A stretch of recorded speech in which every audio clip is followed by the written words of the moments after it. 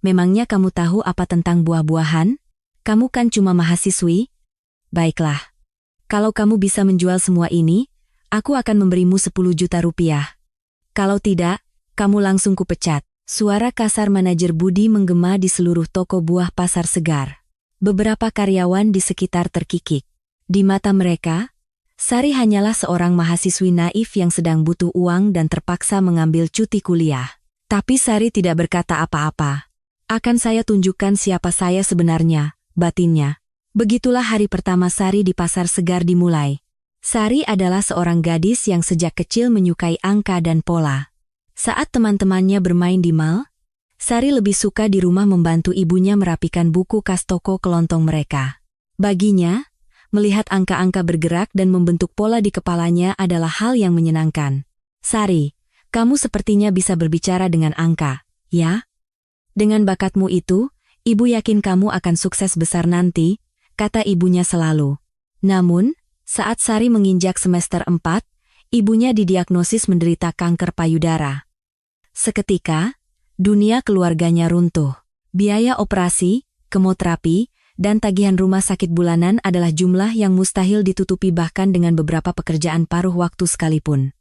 Akhirnya, Sari memutuskan untuk mengambil cuti kuliah. Tidak apa-apa, Bu. Aku hanya cuti setahun, nanti akan kembali kuliah lagi, kata Sari sambil tersenyum, meskipun ibunya menangis karena merasa bersalah. Jangan khawatir. Aku pasti akan mencari banyak uang untuk biaya pengobatan ibu. Saat melihat iklan lowongan di mading kampus yang bertuliskan dicari karyawan toko buah Pasar Segar, pengalaman tidak diutamakan, Sari langsung menelepon. Pada hari wawancara, manajer Budi yang berjanggut tebal menyambutnya dengan tangan terlipat di dada. Mahasiswi, ya? Sepertinya butuh uang sekali, cibir Pak Budi sambil memandang Sari dari atas ke bawah. Kerja di sini tidak sulit. Angkat buah, tata di rak, buang yang busuk. Lakukan saja apa yang diperintahkan. Kamu bisa bahasa Inggris? Baik, Pak. Saya akan bekerja keras. Tapi ingat, satu kesalahan saja, kamu langsung dipecat. Ini bukan organisasi mahasiswa. Hari pertama kerja dimulai pukul 5 pagi, dengan memindahkan peti-peti buah dari truk, apel, pir, jeruk, pisang. Pekerjaan itu jauh lebih berat dari yang dibayangkannya. Aduh, anak kuliahan tenaganya lemah sekali, ya? Mengangkat ini saja tidak kuat. Ledek Ibu Eka, seorang karyawan senior, sambil berlalu. Wajah Sari memerah, tapi ia mengertakkan gigi dan mengangkat peti itu dengan sekuat tenaga. Saat jam makan siang, karyawan lain berkumpul di ruang istirahat untuk makan bekal bersama. Sari hanya duduk di pojok sendirian, makan nasi bungkusnya. Kenapa dia selalu sendirian? Apa dia tidak suka kita? Mungkin karena dia anak kuliahan. Merasa levelnya beda dengan kita. Bisikan-bisikan itu terdengar, tapi Sari berusaha tidak peduli. Selama ia ingat biaya rumah sakit ibunya, ia bisa menahan segalanya. Beberapa hari kemudian, Sari mulai menemukan sesuatu yang aneh. Sudah menjadi kebiasaannya untuk menghitung dan menganalisis buah-buahan di rak pajangan dalam kepalanya. Stroberi ini warnanya terlalu gelap. Besok siang pasti mulai lembek. Pisang itu masih terlalu hijau, harus menunggu 2 hari lagi. Rasanya seperti permainan angka masa kecilnya. Suatu sore, Sari melihat sebungkus stroberi dan merasakan ada yang janggal. Dari luar tampak bagus, tapi bagian bawahnya sedikit berair. Stroberi ini besok pagi pasti busuk total. Dengan hati-hati, Sari memisahkan bungkusan itu. Hei, Sari. Sedang apa kamu? Samuel, penanggung jawab gudang, menghampirinya. Buah ini sepertinya aneh, jadi saya pisahkan. Aneh? Kelihatannya baik-baik saja. Jangan berlebihan. Biar aku yang menilainya. Samuel tampak tidak peduli. Sari tidak berkata apa-apa lagi.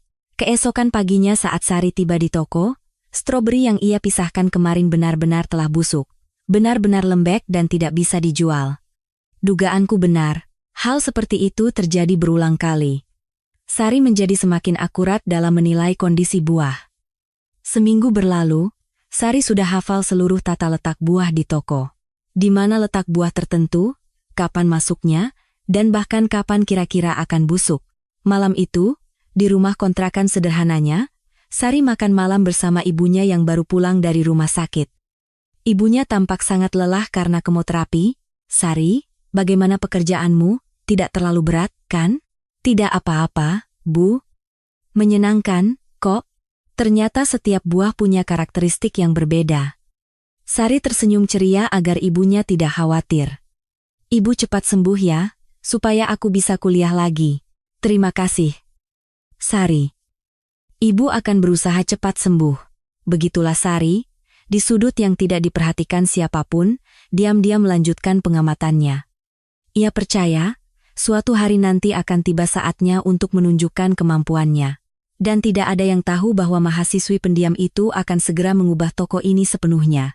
Sebulan setelah Sari bekerja di Pasar Segar, ia sudah hafal mati setiap rak pajangan buah. Di mana letak buah tertentu, kapan datangnya, hingga kapan akan busuk, semuanya tergambar jelas di benaknya. Namun, tetap saja tidak ada yang mengakui kemampuannya. Malah sebaliknya, karyawan lain merasa terganggu dengan cara kerja Sari yang terlalu teliti. "Hei, Sari, tidak perlu diperiksa satu persatu seperti itu. Buang-buang waktu saja," kata Ibu Eka dengan nada jengkel saat melihat Sari memeriksa stroberi satu persatu. "Ah, maaf, Bu. Hanya kebiasaan. Jangan mentang-mentang mahasiswi, kamu jadi sok perfeksionis. Ini tempat kerja, bukan kampus." Sari hanya menunduk. "Padahal ini kulakukan agar pelanggan mendapatkan buah yang terbaik," pikirnya dalam hati. Saat jam makan siang, Sari masih makan bekalnya sendirian di sudut ruangan. Nasi bungkus dan sebotol air putih. Ia harus menghemat uang sakunya untuk biaya rumah sakit. Manajer Budi yang memperhatikannya dari jauh menghampirinya. "Sari, bagaimana pekerjaanmu akhir-akhir ini?" "Saya bekerja dengan baik, Pak." "Bagus. Tapi, jangan terlalu berusaha sempurna. Kita ini bukan toko buah premium. Bekerja secukupnya saja sudah cukup." Ada nada aneh dalam ucapan Pak Budi, seolah-olah ia tidak ingin Sari bekerja terlalu teliti. "Baik, Pak. Saya mengerti." Sore itu, Sari sedang merapikan buah-buahan yang akan dibuang di gudang.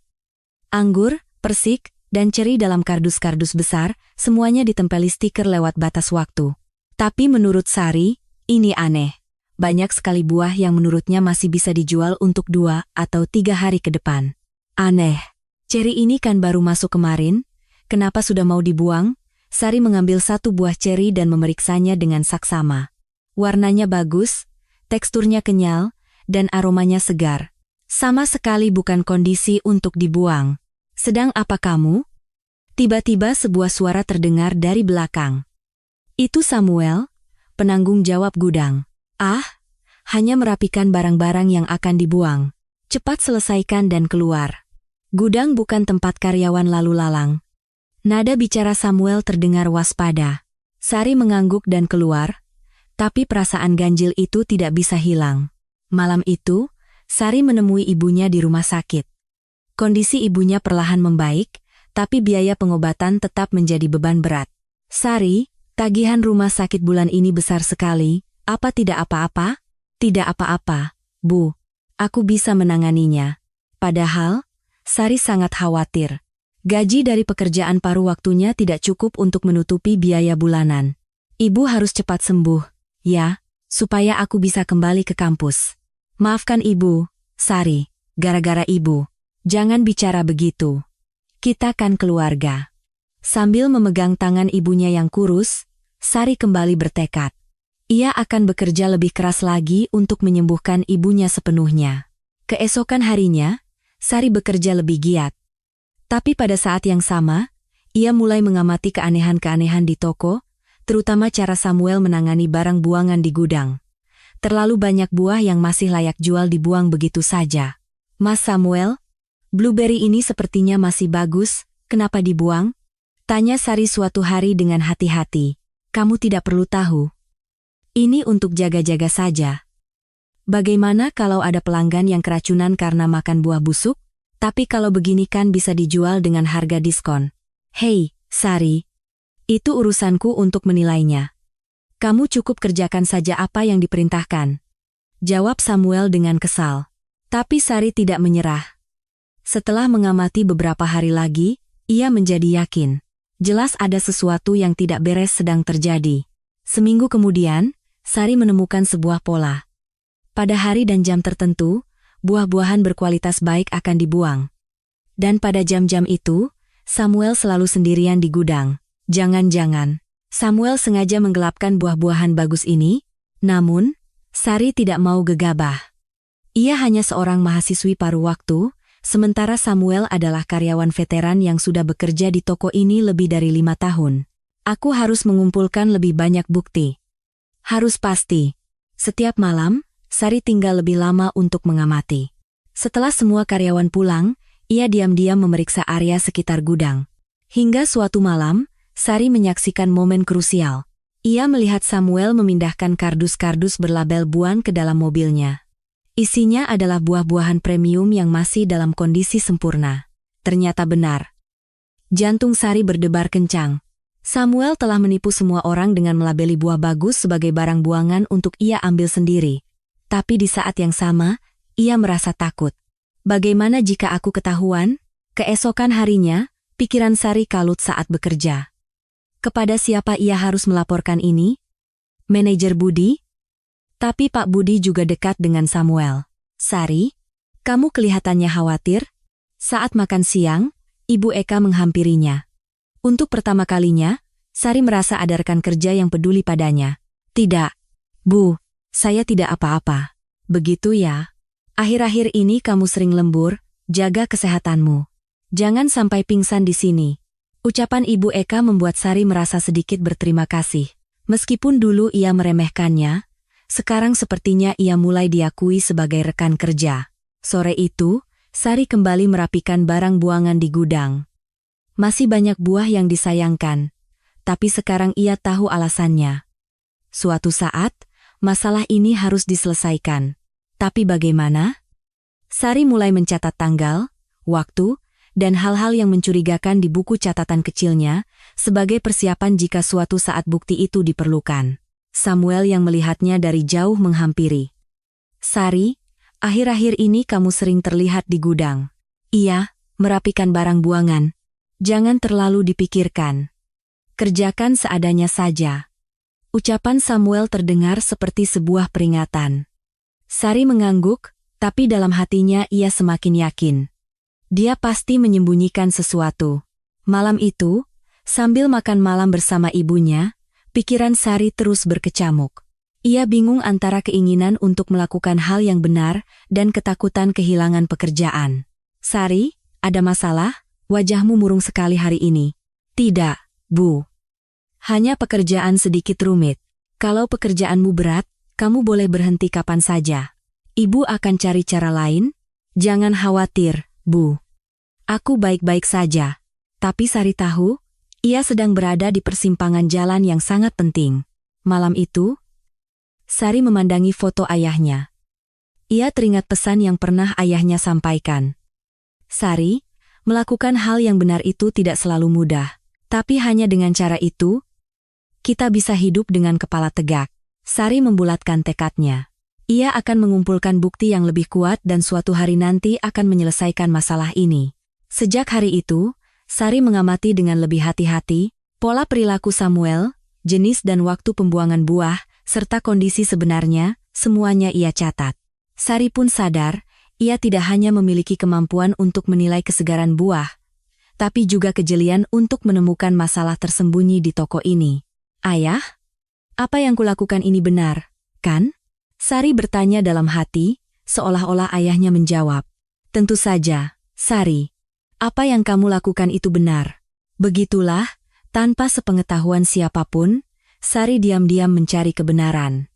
Ia percaya, suatu hari nanti semua ini akan terungkap. Kamis pagi, suasana di pasar segar lebih sibuk dari biasanya. Hujan deras semalaman menyebabkan banjir di beberapa perkebunan terdekat, dan kabar buruk pun datang.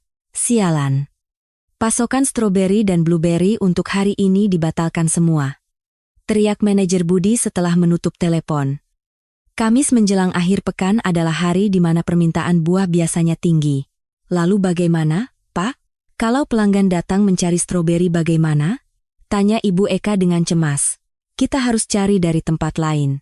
Tapi harganya pasti akan lebih mahal. Pak Budi menelepon beberapa pemasok lain, tapi situasinya tidak baik. Kelangkaan pasokan yang tiba-tiba membuat harga melonjak hingga 2 kali lipat. Bisa rugi kita. Kalau kita beli mahal, kita tidak akan dapat untung, keluh para karyawan. Tapi tanpa stroberi dan blueberry, penjualan akhir pekan pasti akan anjlok. Sari, sambil menata rak, mendengar percakapan itu. Pikirannya melayang pada apa yang ia saksikan beberapa hari terakhir, buah-buahan berkualitas yang dibuang di gudang. Jangan-jangan masih ada sisa di gudang? Dengan hati-hati, Sari mengangkat tangan. Permisi, Pak. Mungkin di gudang masih ada stok? Apa maksudmu? Kemarin sudah dicek dan Samuel bilang sudah habis, jawab Samuel dengan nada kesal. Tapi Sari tahu bahwa di antara buah-buahan yang dilabeli buang oleh Samuel, banyak yang masih layak jual. Tapi, mungkin kita bisa cek sekali lagi. Hei, Sari. Urusan gudang itu tanggung jawab Samuel, bukan urusanmu, bentak Pak Budi. Namun, Sari tidak menyerah. Pak Manajer, tolong izinkan saya mengecek sekali saja, siapa tahu ada. Melihat tatapan memohon Sari, Pak Budi menghela napas. Baiklah. Ayo kita lihat. Tapi kalau tidak ada, jangan pernah bicara soal ini lagi.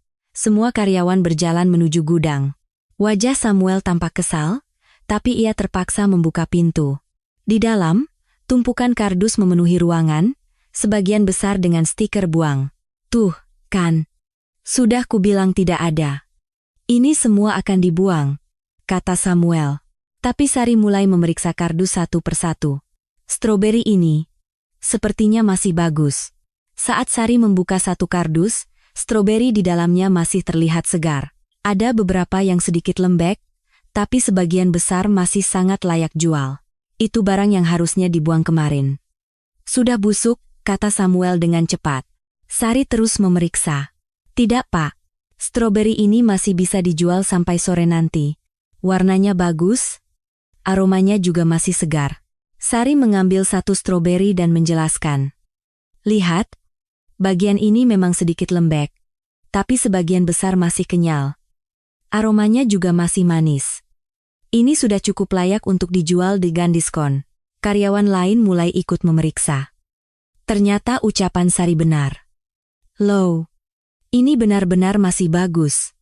Samuel, kenapa ini dibuang? Samuel tampak panik, tapi sudah terlambat. Itu hanya untuk tindakan pencegahan. Sari memeriksa kardus-kardus lain. Blueberry, cherry, anggur. Semuanya berlabel buan, tapi nyatanya masih bisa dijual. Blueberry ini juga masih bagus, dan cherry ini kan baru masuk kemarin. Kenapa sudah mau dibuang? Semua mata kini tertuju pada Samuel. Ia tidak bisa lagi mengelak. Pak Manajer, dengan buah-buahan ini, kita bisa bertahan untuk hari ini. Besok kita bisa cari pasokan baru, kata Sari. Wajah Pak Budi berubah cerah. Kamu yakin? Iya, Pak. Saya akan periksa satu persatu. Yang busuk akan saya pisahkan, dan yang layak jual akan saya siapkan. Sari langsung bekerja. Ia memeriksa setiap buah stroberi dengan teliti, memisahkannya menjadi kategori bagus, diskon, dan buang. Gerakannya cepat dan akurat. Ia bisa langsung menilai kondisi buah hanya dengan sekali lihat. Wah, Sari, kamu hebat sekali. Bagaimana kamu bisa membedakannya dengan begitu baik? Puji Ibu Eka sambil mulai membantunya. Karyawan lain pun ikut bergabung. Sari, anggur ini bagaimana? Itu masih bisa dijual 2 hari lagi. Tapi harus disimpan di pendingin. Kalau cherry ini sangat segar. Aku tidak mengerti kenapa ini mau dibuang. 2 jam kemudian, hasilnya luar biasa.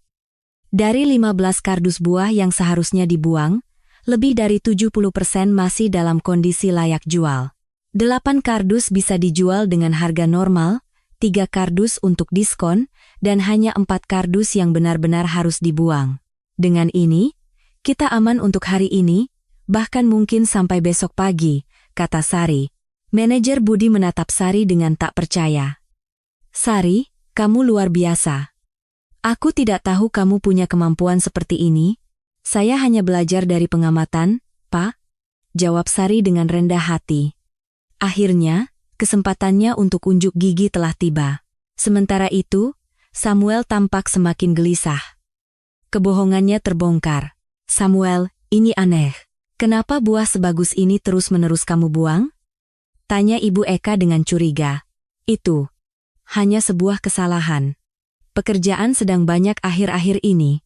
Tapi alasan Samuel tidak meyakinkan. Seorang veteran dengan pengalaman 5 tahun tidak mungkin membuat kesalahan mendasar seperti ini berulang kali. Kesalahan yang terlalu sering terjadi, kata Pak Budi, menatap Samuel dengan tajam. Hari itu, buah-buahan yang diselamatkan Sari terjual laris manis. Pelanggan senang bisa membeli stroberi dan blueberry segar. Dan buah-buahan di rak diskon pun ludes dalam sekejap. Mbak, stroberinya manis sekali dan masih segar. Saya juga merekomendasikan blueberry-nya, Bu. Baru saja kami sortir, kualitasnya terjamin. Sari menjelaskan kondisi buah langsung kepada pelanggan, yang membuat mereka semakin percaya dan membeli lebih banyak. Karyawan di toko ini profesional sekali. Baru kali ini saya tahu kondisi buah dengan begitu akurat. Betul. Jadi percaya untuk berbelanja di sini. Kepuasan pelanggan meningkat, begitu pula dengan penjualan. Krisis justru berubah menjadi peluang. Saat jam pulang, Pak Budi memanggil Sari. Sari, terima kasih banyak untuk hari ini. Tanpamu, kita pasti dalam masalah besar.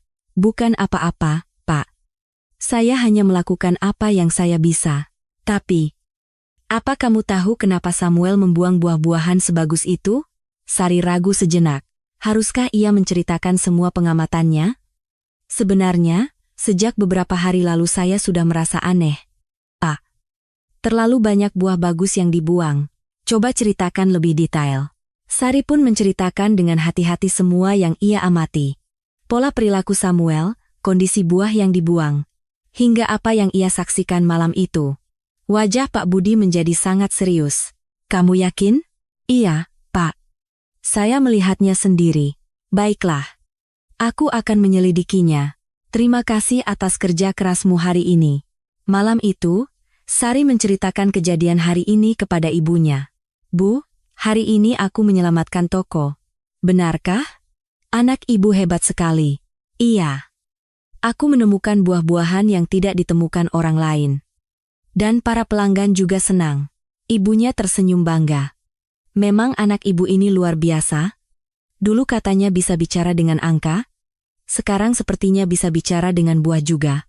Bu, sekarang aku merasa percaya diri. Aku sadar ada banyak hal yang bisa kulakukan di sini. Malam itu, untuk pertama kalinya, Sari bisa tidur dengan nyenyak. Ia telah membuktikan nilainya, dan mulai diakui oleh rekan-rekannya. Tapi Sari belum tahu, kejadian hari ini hanyalah awal dari perubahan yang jauh lebih besar. Setelah insiden krisis pasokan, suasana di pasar segar sedikit riuh. Katanya si anak magang dari Indonesia itu yang menemukan semua buah di gudang. Benarkah? Padahal Samuel saja tidak tahu. Bisik-bisik terdengar di antara karyawan, tapi Sari tetap bekerja seperti biasa, diam dan tenang. Namun, atmosfer kerja jelas telah berubah. Tatapan rekan-rekannya kini mengandung rasa hormat. Sari, bagaimana kondisi stroberi hari ini? Tanya Ibu Eka. Dulu, ia pasti akan meremehkan. Memangnya anak kuliahan tahu apa? Tapi sekarang ia benar-benar meminta pendapat. Stroberi yang masuk hari ini masih bisa dijual sekitar 2 hari lagi, Bu. Tapi sebaiknya mulai besok sore kita beri diskon. Diskon? Kenapa? Kalau diperhatikan bagian bawahnya, sudah mulai sedikit lembek. Sekarang masih bagus, tapi besok malam pasti sudah tidak layak jual. Ibu Eka mengangguk. Baiklah. Besok sore kita pasang stiker diskon. Seperti itulah, pendapat Sari mulai memengaruhi operasional toko. Awalnya hal-hal kecil, tapi lama-kelamaan keputusan penting pun membutuhkan pertimbangannya. Namun, ada yang aneh. Sudah seminggu Samuel tidak masuk kerja. Kemana Samuel? Tidak bisa dihubungi, gumam Pak Budi. Sebenarnya, setelah mendengar cerita Sari minggu lalu, Pak Budi mulai menyelidiki Samuel dan menemukan fakta mengejutkan. Jumlah buah yang dibuang selama 6 bulan terakhir jauh lebih tinggi dari rata-rata toko lain, dan sebagian besar terjadi saat jam kerja Samuel. Sari, bisa ke kantor saya sebentar? Panggil Pak Budi. Di meja kantor, berbagai dokumen tersebar. Aku sudah menyelidiki apa yang kamu katakan. Dan masalahnya ternyata sangat serius. Pak Budi menunjukkan catatan pembuangan barang selama 6 bulan terakhir. Toko lain rata-rata tingkat pembuangannya sekitar 5%, tapi toko kita mencapai 15%. Dan itu semua terjadi di hari kerja Samuel. Sari terkejut. Skalanya jauh lebih besar dari yang ia duga. Total kerugiannya berapa? Pak, sekitar 180 juta rupiah selama 6 bulan. Jumlah yang sangat besar untuk toko sekelas kita. Wajah Pak Budi mengeras. Samuel tidak bisa dihubungi sejak kemarin. Sepertinya dia sudah tahu. Dia akan segera kami pecat secara resmi. Lalu, bagaimana dengan manajemen gudang, Pak? Itu dia. Bisakah kamu mengambil alih untuk sementara? Tentu saja gajimu akan saya naikkan. Sari terperangah. Dari seorang mahasiswi magang, tiba-tiba ia ditawari posisi manajerial. Tapi, Pak, saya belum punya pengalaman. Pengalaman? Siapa lagi yang lebih akurat menilai kondisi buah daripadamu? Kamu juga sangat jujur. Pak Budi berkata dengan tulus, coba saja dulu sebulan. Kalau tidak berhasil, kita cari orang lain. Sari berpikir sejenak. Tanggung jawabnya besar, begitu pula dengan tekanan untuk tidak membuat kesalahan. Baik, Pak. Saya akan mencobanya. Sejak hari itu, peran Sari berubah total. Dari sekadar menata buah, kini ia bertanggung jawab atas manajemen inventaris dan kontrol kualitas.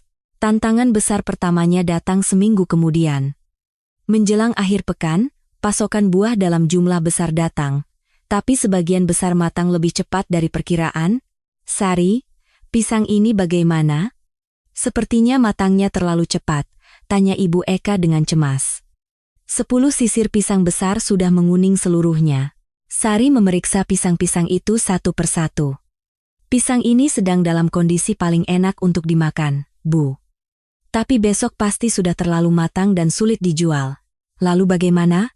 Kita harus segera menjualnya dengan harga diskon. Tapi Sari berpikir sejenak, pasti ada cara yang lebih aktif daripada sekadar diskon. Bagaimana kalau kita buat area cicip gratis? Area cicip gratis? Iya. Kita promosikan sebagai pisang paling enak hari ini, dan biarkan pelanggan mencobanya. Kalau mereka suka rasanya, pasti akan lebih banyak yang membeli. Pak Budi tertarik dengan usulan Sari. Ide bagus. Coba lakukan. Sari segera menyiapkan area cicip. Ia memotong pisang kecil-kecil dan membuat papan bertuliskan pisang paling manis hari ini. Silakan dicoba pisangnya, Bu. Hari ini sedang manis-manisnya dan teksturnya paling lembut. Sari menawarkannya langsung kepada pelanggan. Oh, manis sekali. Berapa harganya? Harga normalnya Rp30.000. Tapi khusus hari ini hanya Rp20.000. Besok rasanya tidak akan seenak ini lagi karena terlalu matang. Pelanggan percaya pada penjelasan jujur Sari dan membeli lebih banyak pisang dari biasanya. Toko ini jujur sekali, ya. Baru kali ini ada yang memberitahu kondisi buah sejujur ini. Hari itu juga, 10 sisir pisang ludes terjual. Meskipun dengan harga diskon, kerugian bisa diminimalkan dan kepuasan pelanggan justru meningkat. Sari, kamu hebat sekali. Bagaimana bisa terpikir ide seperti itu? Puji Ibu Eka. Saya hanya mencoba berpikir dari sudut pandang pelanggan. Bu, saya juga ingin mencicipi buah sebelum membelinya. Setiap minggu, Sari menghadapi tantangan baru. Terkadang cuaca panas membuat buah cepat busuk, di lain waktu permintaan buah tertentu tiba-tiba melonjak. Tapi Sari selalu menemukan solusi kreatif. Ia memprioritaskan penjualan buah yang perlu pendinginan dengan diskon, atau mencari pasokan mendadak dari toko lain jika permintaan tinggi. Sistem diskon berdasar waktu yang diperkenalkan Sari, meraih sukses besar. Stroberi ini paling enak dimakan hari ini. Besok mungkin sedikit lembek, jadi lebih baik beli sekarang. Apel ini sebaiknya ditunggu 2 hari lagi, rasanya akan lebih manis. Pelanggan percaya pada prediksi akurat Sari, dan kepercayaan itu berbuah menjadi peningkatan penjualan. Sebulan kemudian, hasilnya luar biasa. Sari, tingkat pembuangan bulan ini hanya 3%. Turun drastis dari 15% bulan lalu, kata Pak Budi sambil menunjukkan laporan dengan wajah puas. Dan penjualan kita naik 20%. Sepertinya pelanggan mulai percaya pada toko kita. Sari merasa bangga, tapi menjawab dengan rendah hati, ini semua berkat bantuan karyawan lain, Pak. Tidak juga. Tanpa ide dan penilaianmu, ini tidak akan mungkin terjadi. Malam itu, Sari dengan bangga menceritakan pencapaiannya kepada ibunya di rumah sakit. Bu, aku sekarang jadi penanggung jawab gudang. Gajiku juga naik banyak, benarkah? Hebat sekali anak ibu. Iya, awalnya aku takut, tapi ternyata menyenangkan. Aku belajar hal baru setiap hari. Ibunya menggenggam tangan Sari dengan mata berkaca-kaca. Terima kasih Sari. Gara-gara ibu, kamu jadi tidak bisa kuliah. Jangan bicara begitu, Bu. Justru dengan bekerja di sini, aku belajar banyak hal yang tidak diajarkan di kampus. Sari benar-benar merasakannya, teori manajemen yang ia pelajari kini, ia terapkan langsung di lapangan. Ia belajar bagaimana membaca keinginan pelanggan. Semuanya adalah pelajaran hidup, Bu. Sekarang aku benar-benar percaya diri. Sepertinya aku bisa melakukan hal yang lebih besar lagi suatu hari nanti. Malam itu, untuk pertama kalinya, Sari bisa membayangkan masa depannya dengan lebih jelas. Pekerjaan yang awalnya ia ambil hanya untuk uang, kini telah menjadi sesuatu yang ia kuasai dan sukai. Namun, Sari belum menyadari bahwa semua pengalaman ini akan membawanya ke peluang yang jauh lebih besar. Sebulan setelah Sari menjadi penanggung jawab gudang, seorang tamu tak terduga datang. Manajer regional dari kantor pusat. Selamat siang, saya Wijaya dari tim operasional kantor pusat. Seorang pria parubaya yang tinggi dan berpakaian rapi memasuki toko. Pak Budi tergopoh-gopoh menyambutnya. Ah, Pak Wijaya. Kenapa mendadak datang tanpa memberitahu? Sengaja? Untuk memberi kejutan. Kinerja toko ini akhir-akhir ini sangat bagus. Sampai kantor pusat memperhatikannya. Pak Wijaya menunjukkan dokumen di tangannya. Tingkat pembuangan turun dari 15% menjadi 3%, penjualan naik 20%, dan tingkat kepuasan pelanggan juga meningkat pesat. Apa yang sebenarnya terjadi di sini? Pak Budi dengan bangga menunjuk ke arah Sari. Kami punya karyawan yang sangat berbakat, Pak. Ini Sari. Pak Wijaya menatap Sari dengan heran. Ia tidak menyangka orang itu adalah seorang wanita muda. Halo, saya Sari. Senang bertemu dengan Anda. Tapi, apakah Anda seorang mahasiswi? Iya, Pak. Saya sedang cuti kuliah. Pak Wijaya semakin terkejut. Sulit dipercaya seorang mahasiswi bisa mencapai hasil seperti ini. Bisa tolong jelaskan apa saja yang sudah Anda lakukan? Sari dengan tenang menjelaskan sistem yang ia terapkan selama sebulan terakhir. Pertama, saya mengidentifikasi kondisi penyimpanan optimal dan masa simpan untuk setiap jenis buah. Lalu, saya membuat sistem diskon berdasar waktu untuk mengatur waktu penjualan berdasarkan kondisi buah. Diskon berdasar waktu? Betul, Pak. Kami memprediksi kapan buah mencapai rasa puncaknya untuk dijual secara aktif, dan ketika kondisinya mulai menurun, kami segera memberikan diskon untuk meminimalkan pembuangan. Pak Wijaya terus mengangguk saat mendengarkan. Kami juga membuka area cicip gratis agar pelanggan bisa mencoba langsung, sehingga meningkatkan kepuasan mereka, sangat sistematis. Di mana Anda mempelajari ini semua? Saya tidak punya banyak pengalaman, Pak.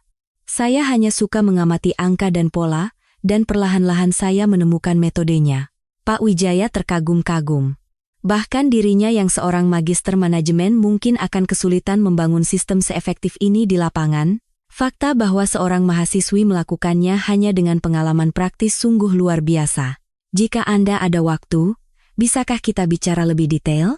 Sore itu, Sari mengajak Pak Wijaya berkeliling toko sambil menjelaskan lebih rinci. Stroberi ini sedang dalam kondisi paling enak, Pak. Warnanya semerah ini dan teksturnya sekenyal ini, artinya tingkat kemanisannya maksimal. Sari menjelaskan sambil memegang satu buah stroberi. Tapi besok sore, teksturnya akan mulai lembek. Jadi, kami akan mulai mendiskonnya besok pagi. Bagaimana Anda bisa tahu seakurat itu? Awalnya hanya dari pengamatan, lalu saya menemukan polanya. Stroberi biasanya mulai lembek dari bawah setelah 48 jam dipajang, meskipun ada sedikit perbedaan tergantung suhu dan kelembapan. Pak Wijaya mencatat penjelasan Sari. Lalu apel ini harus ditunggu sekitar 2 hari lagi. Sekarang rasanya masih sedikit asam. 2 hari lagi akan menjadi yang paling manis. Sari mengambil 1 apel dan mencium aromanya. Aromanya juga belum keluar sepenuhnya. Saat matang sempurna, aroma apelnya akan lebih kuat. Luar biasa. Anda seperti bisa berbicara dengan buah-buahan, puji Pak Wijaya dengan tulus. Di gudang, Sari menunjukkan sistem manajemennya yang terorganisir. Buah yang baru datang kami kelompokkan berdasarkan tanggal dan kondisi. Setiap hari kami periksa untuk menentukan urutan penjualannya.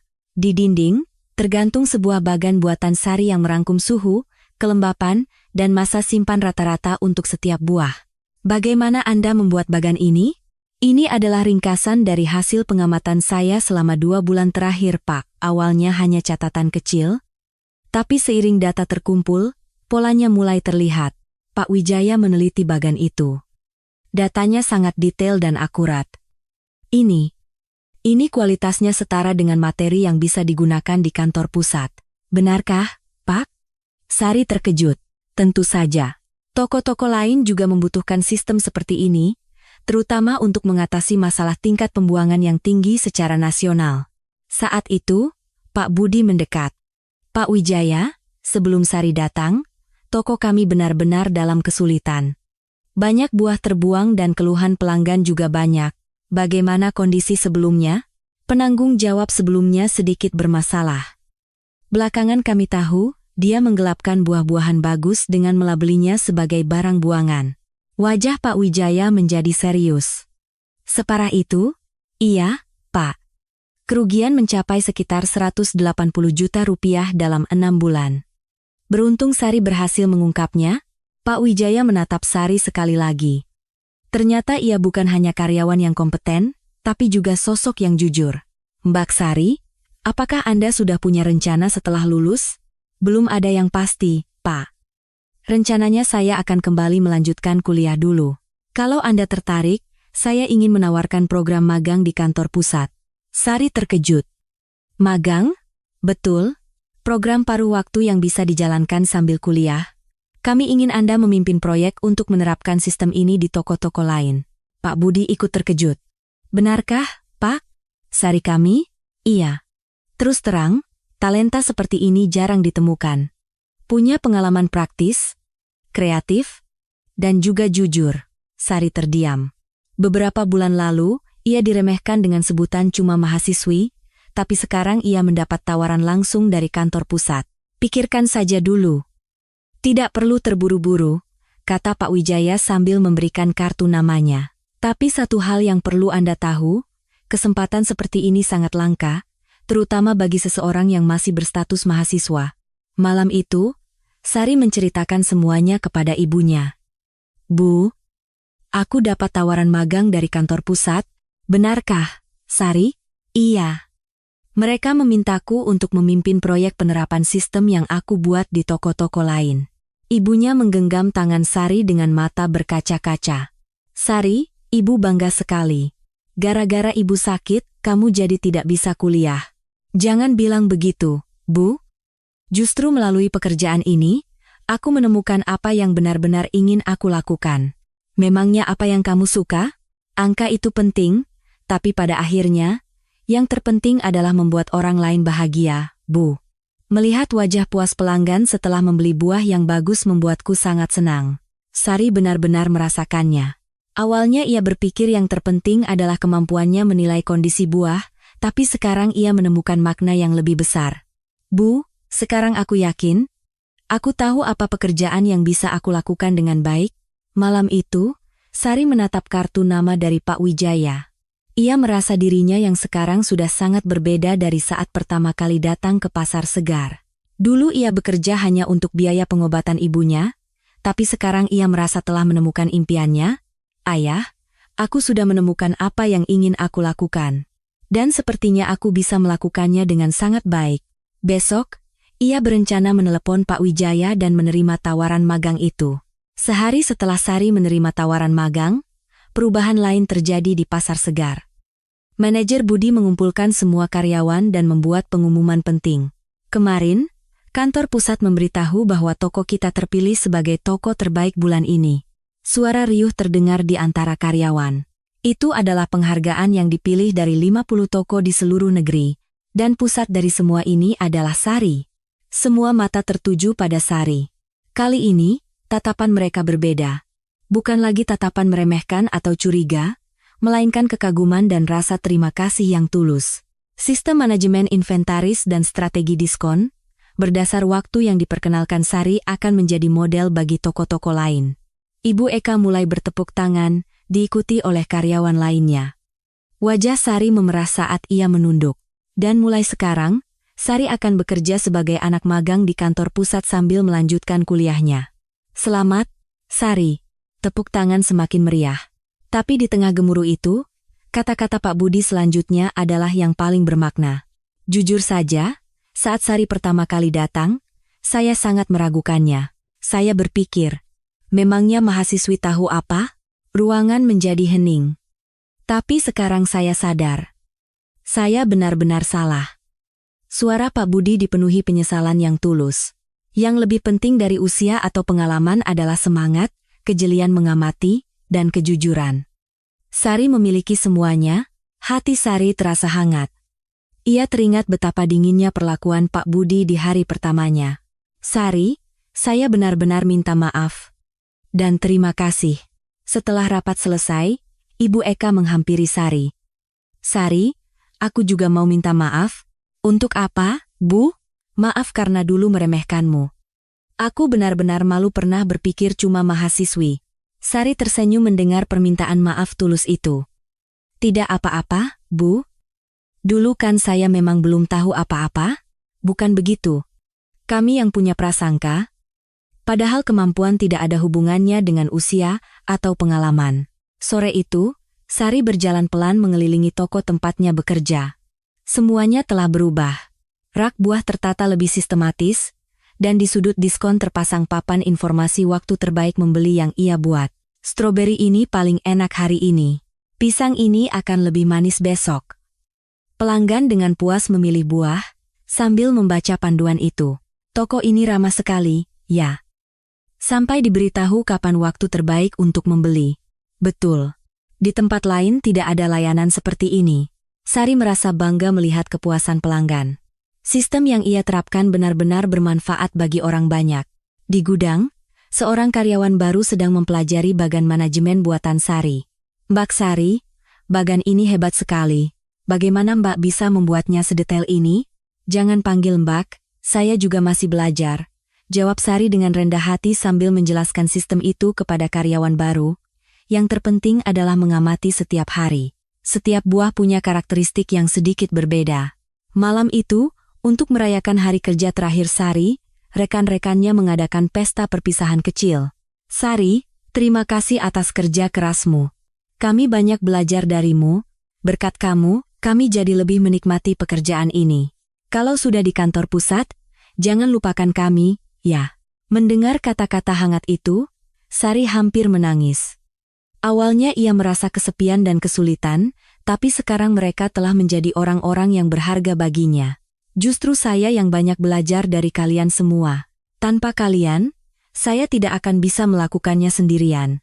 Pak Budi berdiri dan berkata pelan, Sari, tahu tidak apa pelajaran terpenting yang kamu ajarkan pada kami? Apa itu, Pak? Untuk membuang prasangka. Kami belajar untuk tidak menilai orang dari usia, pengalaman, atau latar belakangnya. Karyawan lain mengangguk setuju, dan kami juga belajar betapa pentingnya kejujuran, seperti dalam kasus Samuel. Mendengar itu, Sari merenung. Ia juga telah belajar banyak di sini.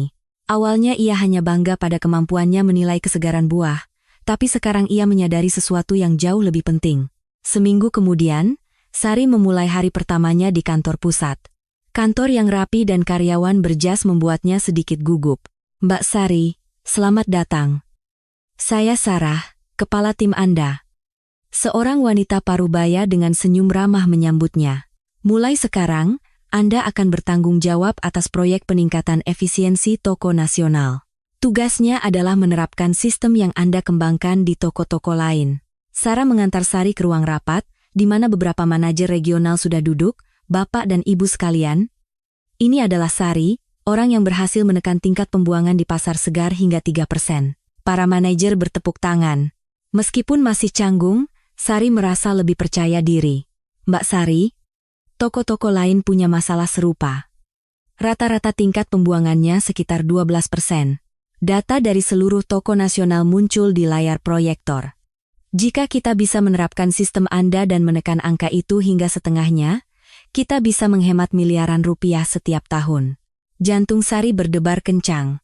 Pekerjaan yang ia mulai di sebuah toko kecil ternyata bisa membawa dampak sebesar ini. Jangan merasa terbebani. Kita lakukan perlahan-lahan, kata Sarah menyemangati. Proyek pertamanya adalah menerapkan sistem di toko terdekat. Sari langsung mengunjungi toko itu untuk menganalisis situasi. Apa masalah di sini, Pak? Buah yang terbuang terlalu banyak, terutama saat musim panas, jawab manajer toko dengan cemas. Sari memeriksa gudang dan rak pajangan dengan teliti. Masalahnya mirip dengan di pasar segar. Mari kita mulai dengan memperbaiki kondisi penyimpanan untuk setiap jenis buah, lalu kita terapkan sistem pengecekan kondisi harian. 3 minggu kemudian, tingkat pembuangan di toko itu menurun drastis. Manajer toko terkagum-kagum. Ajaib sekali. Saya tidak menyangka metode sesederhana ini bisa memberikan hasil sebesar ini. Sari merasa puas. Pengalaman dan pengetahuannya terbukti bisa membantu orang lain. Malam itu, sambil makan malam bersama ibunya, ia menceritakan pengalamannya. Bu, aku merasa aneh. Beberapa bulan lalu aku hanya seorang mahasiswi magang. Sekarang aku membantu toko-toko lain. Sari, ibu bangga sekali. Tapi apa tidak berat? Memang berat, tapi menyenangkan. Bu, aku belajar hal baru setiap hari, dan aku merasa pekerjaanku sangat berarti. Ibunya tersenyum sambil memegang tangan Sari. Syukurlah. Ibu sempat khawatir karena kamu tidak bisa kuliah, tapi sepertinya kamu justru menemukan kesempatan yang lebih baik. Jangan bilang begitu, Bu. Justru aku bersyukur. Kalau bukan karena bekerja di pasar segar, aku tidak akan pernah tahu apa pekerjaan yang benar-benar aku sukai. Sari benar-benar merasakannya. Pekerjaan yang awalnya terpaksa ia jalani, kini terasa seperti panggilan hidupnya. Bu, sekarang aku yakin. Aku telah menemukan pekerjaan yang ingin aku lakukan dan bisa aku lakukan dengan baik. Malam itu, Sari mengenang kembali masa-masanya di pasar segar. Ucapan cuma mahasiswi dari Pak Budi, tatapan dingin rekan-rekannya, momen saat ia mengungkap penipuan Samuel, hingga akhirnya ia mulai diakui. Semuanya adalah pengalaman berharga, meskipun sulit, berkat itu semua ia bisa menjadi dirinya yang sekarang. Ini baru permulaan. Sari menatap keluar jendela. Tantangan yang lebih besar menanti, tapi ia sudah siap. Semua yang ia pelajari di pasar segar telah menjadi fondasi yang kokoh untuknya. 3 tahun kemudian, Mbak Sari, laporan tingkat pembuangan nasional kuartal ini sudah keluar. Rina, anggota timnya, masuk ke ruangan Sari dengan wajah ceria. Sari kini telah dipromosikan menjadi asisten manajer di tim efisiensi operasional kantor pusat. Bagaimana hasilnya? Rata-rata 3,2%. Turun 40% dibandingkan tahun lalu. Sari tersenyum. Angka itu hampir sama dengan 3% yang pertama kali ia capai di pasar segar 3 tahun lalu. Hebat sekali. Sistem yang Mbak Sari kembangkan sekarang sudah menjadi standar nasional, ya. Sari menggeleng dengan rendah hati. Ini bukan hasil kerjaku sendiri. Ini semua mungkin karena para karyawan di setiap toko menerapkannya dengan baik.